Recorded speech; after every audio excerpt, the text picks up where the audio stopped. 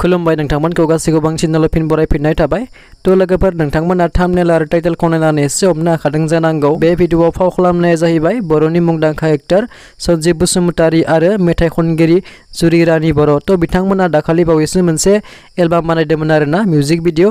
तो जोबोद मोजां जादोंमोन। नाथाय दिनै नुनो मोनबाय जुरि अफिसियेल फेसबुक पेजआव सन्जिब बसुमतारीनि सायाव माखासे पस्ट होनाय नुनो मोनदों आरोना। तो बिथांमोननि गेजेराव मा सोमोन्दो दङ, बिथांमोना गावजों गाव मा सोमोन्दो दंलायो बेखौ जों पाब्लिकआ मिथिया। जेराव बिथांमोना बर'नि माखासे सावथुन दिहुनगिरि एबा मिउजिक भिडिअ बानायग्रा हिसाबै जोंनि मानसिफ्रा गोबाङानो बिथांमोनखौ सिनायो। तो जिहेतु बिथांमोनखौ बयबो सिनायो नालाय, तो बिथांमोना बेबायदि ससियेल मिडियाआव माने गावसोरनि माखासे पार्सनेल बाथ्राफोरखौ माने शेयार खालामियानो मोजां होननानै आं सानो आरोना।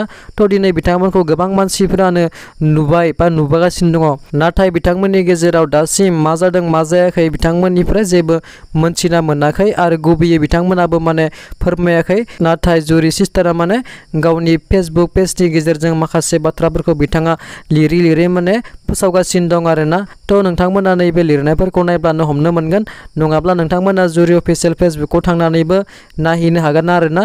तो बिथाङा सन्जिब बसुमतारीनि सोमोन्दै माबा माबि लिरदों। तो बे जाबाय बिथांमोननि पार्सनेल बाथ्रा नङा होमबा। बिथांमोननि गेजेराव मा जादों मा जायाखै बेखौ जोङो मोनथिया आरो हाबसुनानैबो बाथ्रा बुंनो हाया। नाथाय बिथांमोना बेफोरबायदि बाथ्राफोरखौ ससियेल मिडियाआव फोसावैयानो मोजांमोन।